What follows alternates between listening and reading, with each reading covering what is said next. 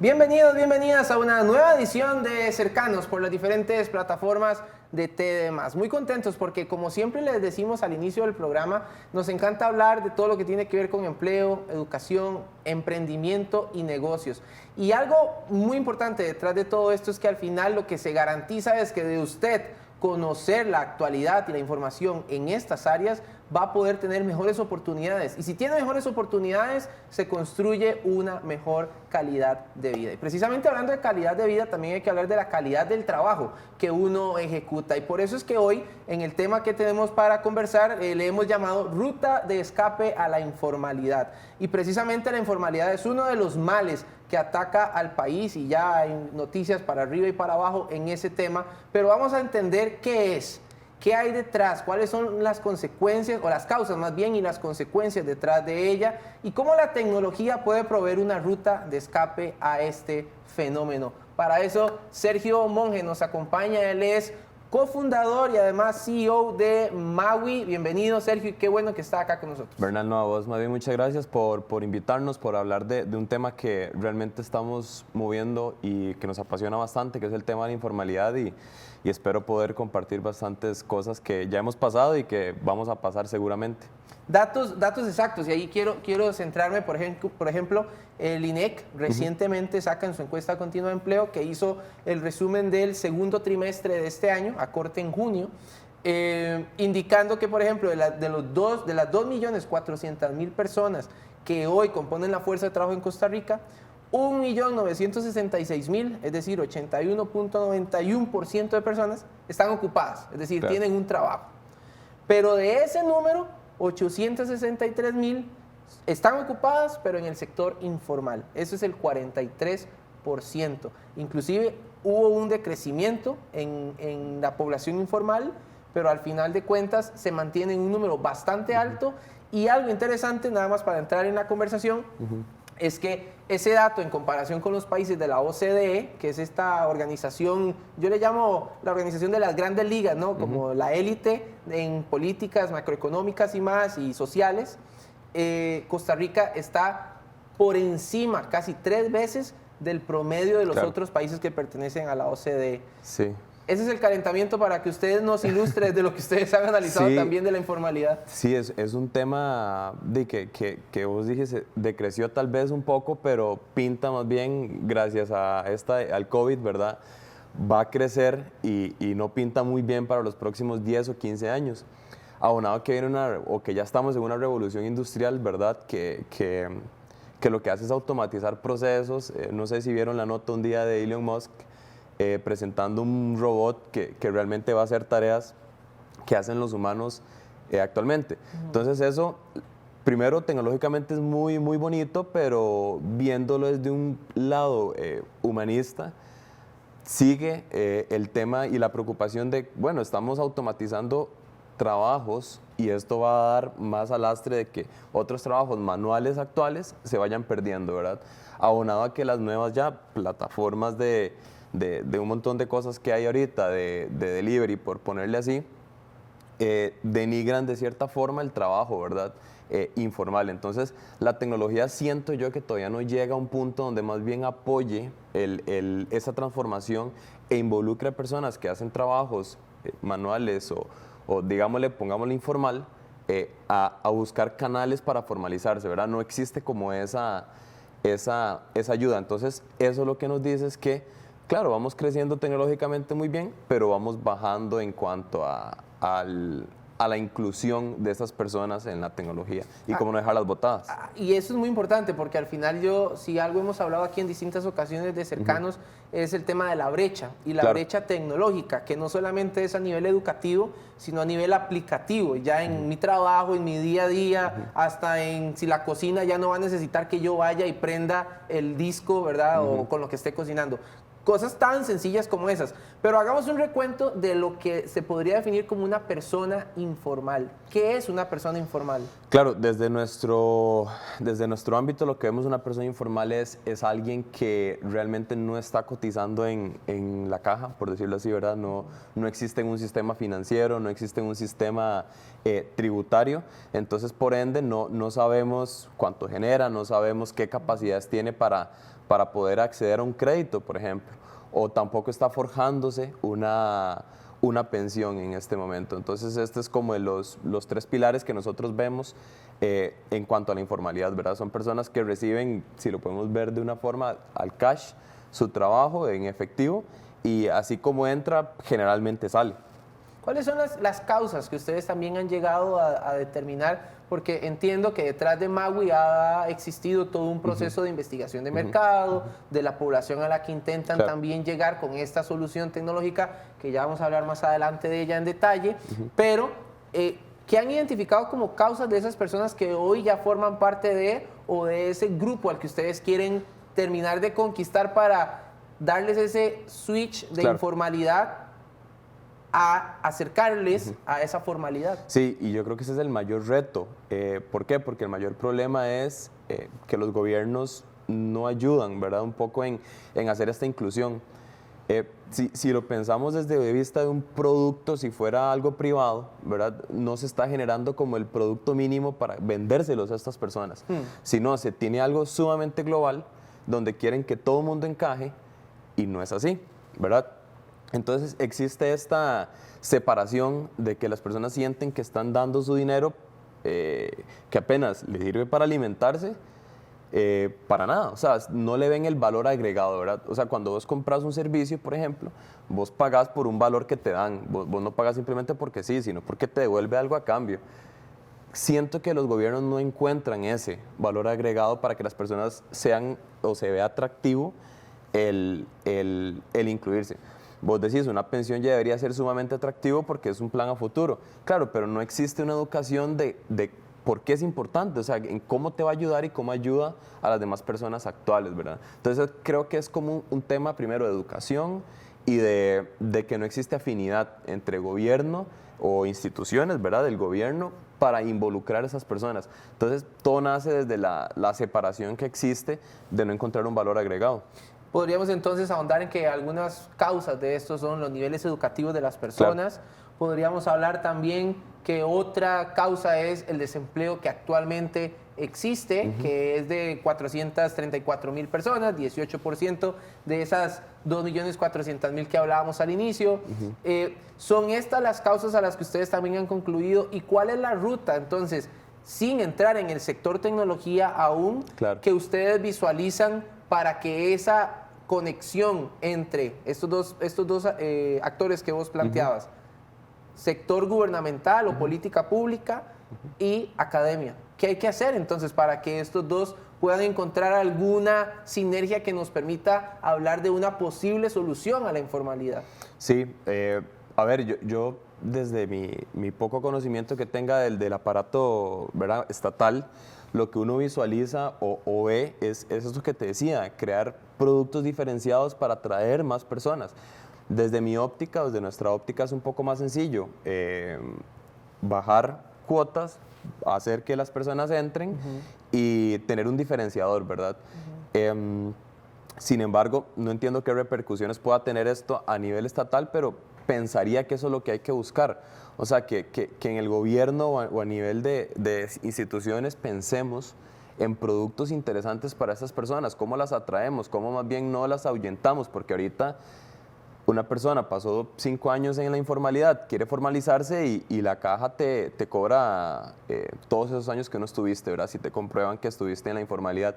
Entonces también existe como este tipo de persecución de que vos decís, bueno, ya me quiero formalizar porque tal vez ya tengo más ingresos, ya no veo o más bien veo la necesidad porque tengo otros empleados, pero llegan y te dicen eso, ya uno se echa para atrás y dice, no voy a pagar todos esos 5 años. Entonces dejó de ser atractivo el ser formal. Claro, porque si vos empezás a analizar, ¿verdad? O si esas personas, que hemos hablado con muchas, empiezan a ver y dicen, lo único que tengo que hacer es pagar y no le veo un valor agregado, por sí pensión no voy a tener. Eso es lo que se dice, digamos, en la calle, ¿verdad? Pensión no voy a tener, estoy pagando la hacienda, ¿para qué? O sea, porque lo único que vemos son noticias donde los dineros se pierden o uno no ve el impacto, ¿verdad? Entonces, claro, el pensamiento común es, estoy dando el dinero para nada. Vos siendo, por ejemplo, una persona que trabaja freelance, pero formalmente, y cotizás y pagas en Hacienda y todo, y tal vez tengas ingresos muy altos, entonces vos decís, claro, me quitan mucho dinero, pero todavía tengo para vivir bien. Pero estas personas tienen ingresos generalmente, como te decía, para vivir al día, o sea, para ir, recibir el dinero, ir a comprar y listo, ¿verdad? Entonces, ¿cómo le vendes o cómo le das un producto a esas personas que no tienen, no es como que les sobra, ¿verdad? Y llegar y pensar en dar todo su patrimonio, o parte de su patrimonio, el gobierno, que tal vez no los está tras de eso respaldando, es donde existe una descomunicación total. Quisiera entrar un poco también en el tema de los niveles educativos, porque, por ejemplo, no en el tema de la informalidad, pero podríamos ligar de alguna forma al sector informal con las personas desempleadas, porque entiendo que al final yo estoy desempleado, busco una fuente de ingreso, como Claro. estás vos diciendo, pronta, inmediata, rápida, Exacto. ¿verdad? Y ahí es donde llego a la informalidad, y la formalidad pierde para mí atractivo por la tramitología, la burocracia, así que está ahí Claro. detrás, el costo de esa formalización y más. Pero lo que quería llegar era en estos niveles educativos, donde al final de cuentas, de toda esa población desempleada, esos 434,000 personas, solo un 10% tiene un título universitario. Claro. ¿Qué tipo de nivel educativo han encontrado ustedes en la población informal con la que han ido trabajando? Sí, un nivel educativo bastante bajo, ¿verdad? O sea, de grados académicos, bastante baja, y sí tiene mucha correlación lo que decís, o sea, si vos tenés, las estadísticas no mienten, y si tenés menos grado educativo, probablemente entendás un poco menos cómo funciona todo el ecosistema social, entonces menos te interese entrar en la formalidad. Y eso es una bola de nieve, como vos decís, o sea, ocupo un escape rápido, empiezo a vender XYZ, llevo un año vendiendo XYZ y cuando me di cuenta ya no me puedo formalizar porque la caja me va a cobrar esos meses que no estuve. Es una bola de nieve. Es una bola de nieve y lamentablemente, y lo planteamos también al inicio, el tema de la OCDE es poner al país enfrente de estándares muy altos. Claro.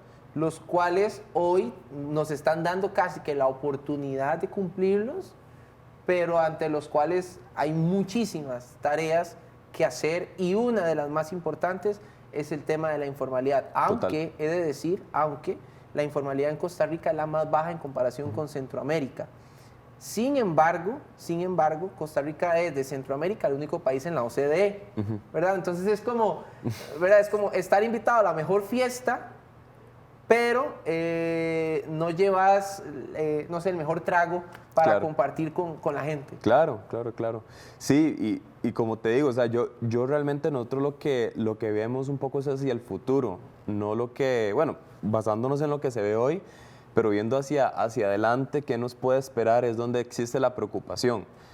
Si bien, como decís, si nos ponemos a comparar, pues podemos estar bien con respecto a otros países, inclusive Centroamérica, que las estadísticas son muchísimo más altas y es muy preocupante, pero igual el futuro no es como muy bonito, ¿verdad? En cuanto a este tema, ¿verdad? De la informalidad. ¿Cuáles son los males que entonces podríamos ver a ese futuro que estás mencionando? Claro, y personalmente, o sea, para las personas pues que están en la informalidad, el no estar cotizando para una pensión generalmente, o más bien, es un problema que les va a dar una mala calidad de vida en un futuro, ¿verdad? Ese es el punto uno que nosotros vemos y que analizamos. Otro mal que acarrea es que, bueno, no están cotizando en la caja y Costa Rica tiene un orden social, ¿verdad?, en cuanto a salud que se rompe cuando existe la informalidad. Entonces a mí, por eso te digo que me parece curioso cómo no se han sentado a buscar productos para estas personas, porque cualquier aporte eventualmente ayuda a afianzar un poco las finanzas actuales. Ese es el otro tema, o sea, y lo demás es que no existe un control sobre cuánto se está moviendo dinero. Al no saber cuánto se está moviendo dinero, no sabes realmente como gobierno qué tanto puedes captar. Si puedes captar más dinero, pues puedes mover diferente la organización, ¿verdad? En tema de impuestos, en tema de recolección y un montón de cosas más. Y hay mucho dinero que se mueve en la informalidad. O sea, hay personas en la informalidad que ganan más que una persona universitaria con un buen puesto, pero de eso no existe. Entonces eso también acarrea todavía más problemas personales porque estas personas en la informalidad no pueden acceder a un banco, ¿verdad? Entonces, al no poder acceder a un banco, ¿cuál es la única forma para acceder a crédito cuando necesiten?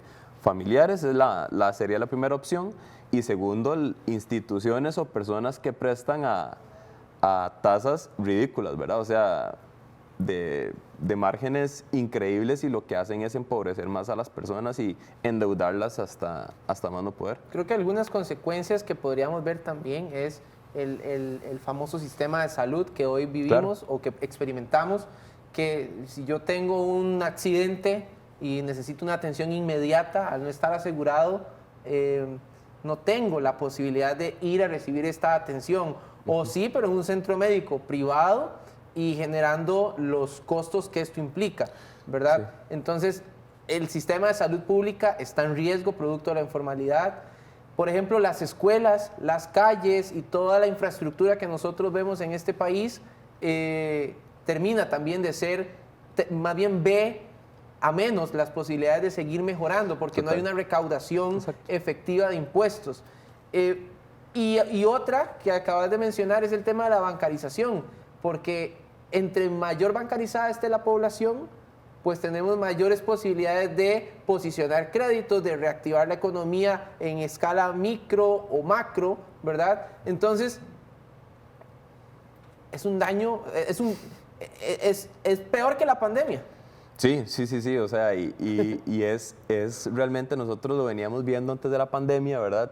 Golpea la pandemia, acelera un poquito esa transformación, y uno dice, bueno, o sea, no estamos preparados para todo esto, y yo no siento que exista la discusión que debería dársele a este tema, porque como os decís, si lo ponemos por separado, cada tema es gigante, o sea, salud, bancarización, tema de recaudación, son temas muy grandes que es difícil, yo sé, llevarlos a uno, pero ¿dónde están esas iniciativas? ¿Dónde está el gobierno refrescando en esos aspectos? Ahí es donde uno quisiera ver un poco más de proactividad, ¿verdad? Pero bueno, es con lo que estamos trabajando, y ojalá que se pueda ir dando más discusión sobre eso. La discusión debe abrirse y debe seguir progresando para que entonces nosotros como país podamos ir buscando esas oportunidades de mejora. Vamos a hacer una pausa, y al volver de la pausa vamos a estar conversando sobre esa ruta. Ya hablamos de la informalidad, cuáles son las causas, consecuencias, pero cuál es la ruta que propone el equipo que lidera Sergio junto con otro socio también, para poder sacar al país o a esas personas poco a poco en un proceso paulatino de esa informalidad. Eso al volver del corte. Cercanos, es actualidad en negocios, empleo, educación y emprendimiento. Visita nuestra página web y seguinos en redes sociales.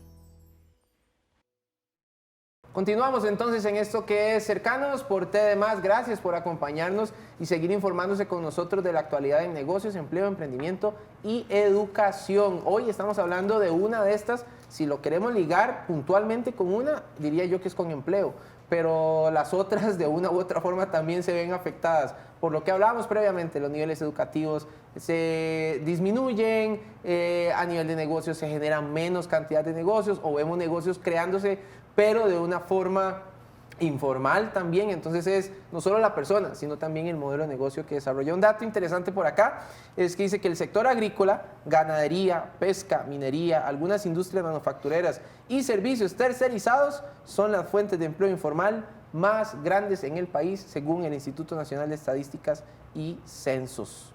Interesante el dato. Y otro dato interesante, Sergio, que quisiera rescatar, es que, por ejemplo, de las microempresas que existen en Costa Rica, de 153,000, 99,000 se dedican a los servicios técnicos profesionales y otros servicios, o sea, dedicada al tema de servicios como tal. Claro.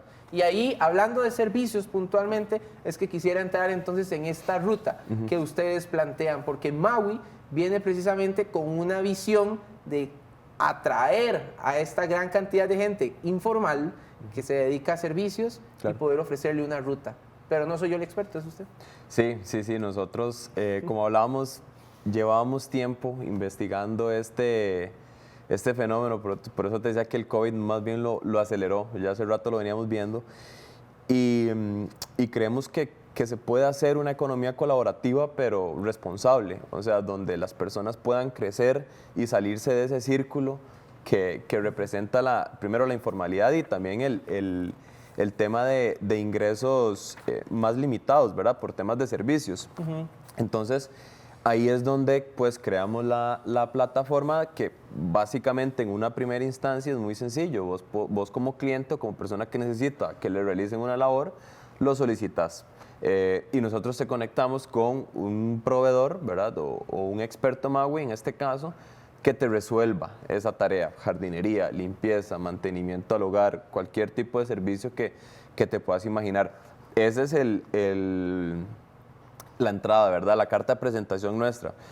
¿Cómo impacta eso en la informalidad? Bueno, y podrían decir, pero eso no tiene nada que ver con la informalidad. Bueno, por detrás a todas las personas que se integran en Magui, eventualmente las estamos educando para involucrarlas en el sistema formal a los que se puedan captar, educarlos en el porqué y también nosotros como empresa privada tomar la iniciativa y crear productos para este tipo de personas que son los que te hablaba ahora y no esperar a que gobierno o a que instituciones tomen la iniciativa, sino nosotros ir un paso adelante y cambiar un poco el juego, ¿verdad? Y ahora aquí sí hay un fenómeno tecnológico detrás, claro. O sea, hay un elemento tecnológico que viene a respaldar y ahí en pantalla ustedes están viendo parte de ese proceso que Sergio nos acaba de comentar un poco, ¿verdad? La solicitud del servicio, el asesor o el asesor Magui que está ahí para la persona, en contactarle, en decirle aquí está, ya llega su servicio. Exacto. Y más.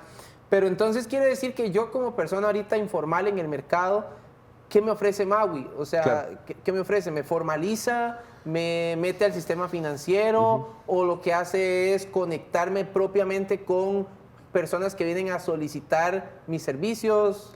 Claro, aquí ¿Dónde está la propuesta de valor para este sector? Exacto, aquí es donde entra el valor de nosotros hacia los proveedores, ¿verdad? Quienes son nuestra fuente de servicios, pues nosotros para ellos lo que hacemos, les primero a modo de negocio, les quitamos la carga de servicio al cliente, le quitamos la carga de andar buscando clientes y le quitamos la carga de andar en dime que te diré con las personas, con los clientes de cuánto te cobro, cuánto esto, y que aquí, que allá, ¿verdad?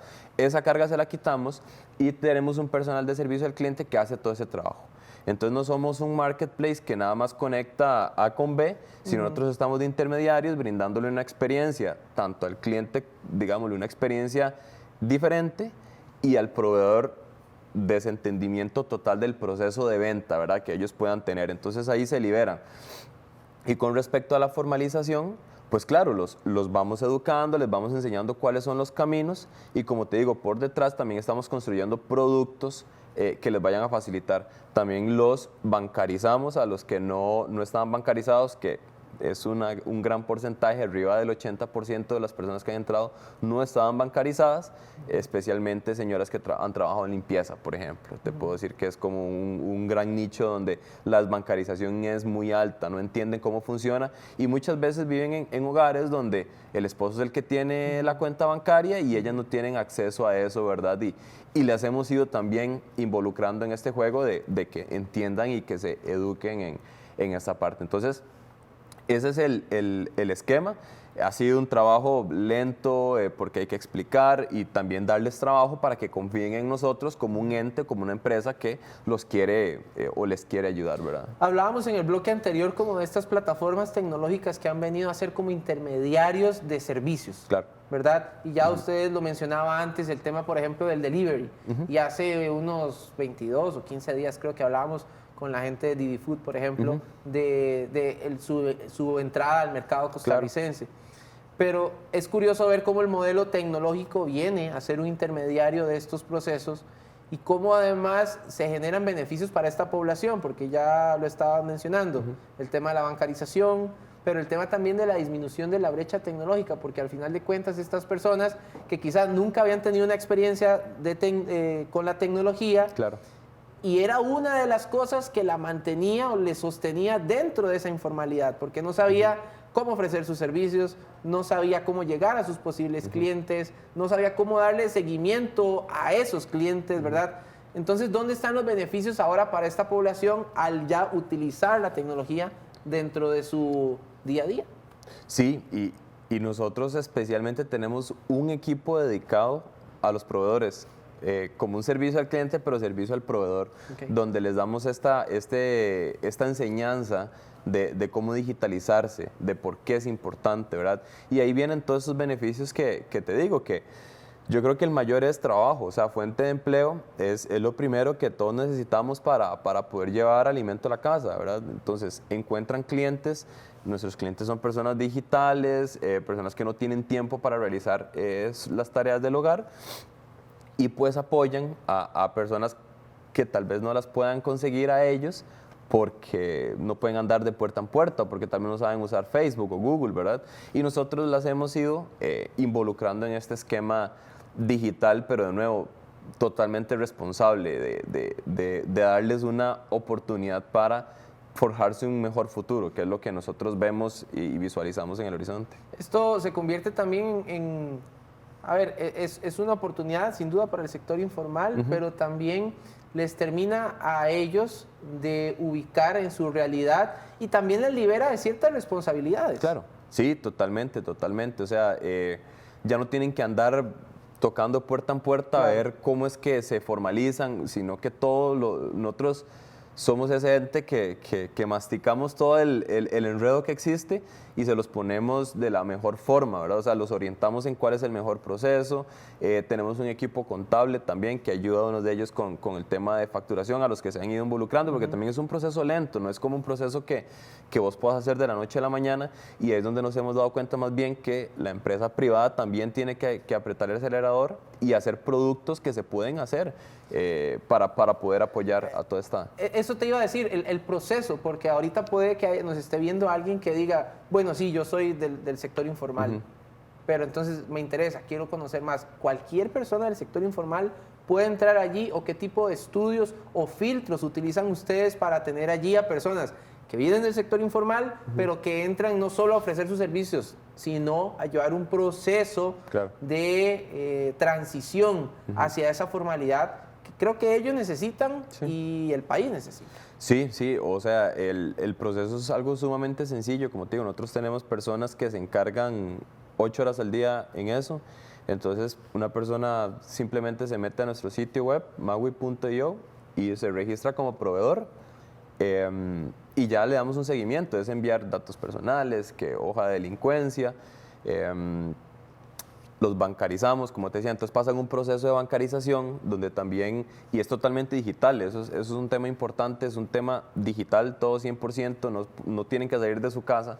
Entonces, validamos un montón de lados, ¿verdad? Para saber que la persona primero es quien está aplicando para la posición, pero también está anuente a querer dar sus servicios y a entrar a una formalización eventual, ¿verdad? Entonces, el proceso es sumamente sencillo en esa primera etapa. Ya cuando estás brindando servicios, pues tenés trabajo recurrente, estás siendo evaluado por los propios clientes que te llevan y te dicen qué tal ha sido tu trabajo, entonces eso te da mucha retroalimentación. Tenemos personas que decían que ellos iban a hacer trabajos a casas, pero nada más los dejaban de contratar y no les decían por qué. Nosotros sí nos tomamos a la tarea de ir a preguntarle al cliente, ¿por qué? ¿Verdad? ¿Por qué esta persona tal vez no cumplió con tus expectativas? Y esa retroalimentación nosotros se las pasamos a los proveedores. Entonces, este sentimiento de crecimiento los hace también sentirse como parte de una empresa donde generalmente no tienen ese sentimiento, ¿verdad? Porque están por la libre. Magui.io, esa es la página web, magui.io, para que si usted es una persona que pertenece al sector informal, pues pueda hacer su registro como proveedor, llevar este proceso y ver si Magui es una de las plataformas que usted puede utilizar para generar mayor número de oportunidades de ingresos. Exacto. Puntualmente. ¿Qué ha pasado entonces hasta ahora después del lanzamiento de la aplicación? Bueno, nosotros lanzamos en abril oficialmente, ¿verdad? Meses antes estuvimos con amigos, familiares que probaran. La respuesta ha sido súper positiva hablando con el tema de proveedores, ¿verdad? O personas que brindan servicios. Ha sido sumamente positivo porque, de nuevo, no estaban captando ese tipo de clientes, no estaban captando ese tipo de personas que necesitan que les resuelvan, ¿verdad? Han crecido sus ventas. Por ejemplo, nos decía una muchacha que limpia que ella tenía aproximadamente 1 año sin trabajar y con nosotros más bien nos ha tenido que pedir días libres o sea, que no les mandamos trabajo porque ha sido muy bueno y a veces nos dice, bueno, quiero pasar hoy con mi hija, por ejemplo. Entonces eso nos llena a nosotros un montón y ha sido muy gratificante ver cómo diferentes personas que ni siquiera tenían una cuenta bancaria, es que yo sé que no se dimensiona porque todos tenemos 3, 4 tarjetas y ya es algo muy normal, pero hay personas que no. Y ver este sistema que todavía desconfían, obviamente, del sistema bancario, pero la facilidad con la que ya se manejan y con la que han aprendido a que, wow, ahora se puede abrir una cuenta bancaria desde el celular. Qué increíble, ¿verdad? Jamás me lo imaginé. Y recibir trabajo desde mi celular. Entonces, eso ha sido como una acogida muy buena y la formalización se va haciendo cada vez más fácil porque, de nuevo, ellos van creyendo en nosotros, van creyendo un poco en la visión que tenemos y explicarles después por qué es importante, y por lo que hablamos la vez pasada, el bloque anterior, sobre estos riesgos que tienen al no estar formalizados o al no tener un seguro, por ejemplo. Claro. Nos van entendiendo más sencillo que al principio cuando tal vez no les dábamos trabajo y era como, bueno, ¿usted por qué me va a decir eso a mí, verdad? Sergio Monge es el CEO y cofundador de Maui, una ruta hacia traer abajo la informalidad. Gracias por habernos acompañado en este espacio. A vos, Bernal, muchísimas gracias y que ojalá que las personas se nos acerquen para poder cambiar un poco el destino que los números dicen que va a pasar y que ojalá que podamos crecer, pero para tener este impacto social que estamos deseando. Y muchísimas gracias por la invitación, de verdad. No, gracias a ustedes, de verdad, y a todo el equipo que creo que está haciendo un trabajo formidable en busca de esto, de traer abajo la informalidad, un fenómeno que nos afecta a usted, a mí y a todo el país en general. Gracias por habernos acompañado en esta edición de Cercanos y nos encontramos entonces la próxima semana. Chao.